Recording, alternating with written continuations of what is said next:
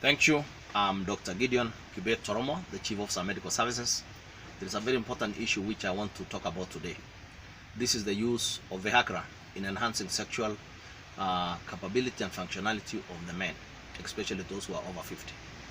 I want to say this, that the Viagra, how it does is that it increases the blood supply to the penis during the process of erection, so that the penis becomes strong, warm, and firm. And at that time, a lot of blood is taken to the penis. Now, for those people who are having high blood pressure, there's already compromise. There's already thin vessels supplied to the heart and the brain.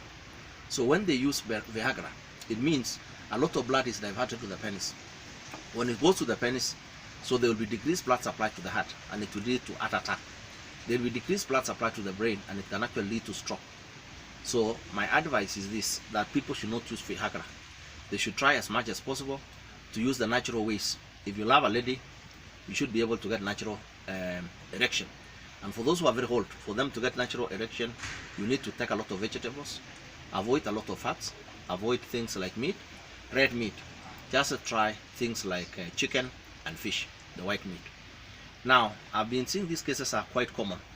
And my advice is that most people around 60 years, they don't require to have children.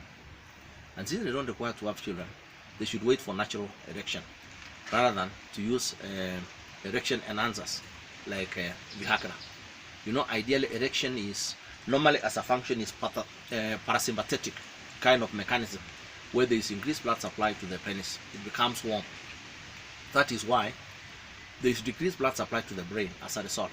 That is why even pastors are tempted, because at that time there is decreased blood supply to the brain, they can't reason well, and they are tempted.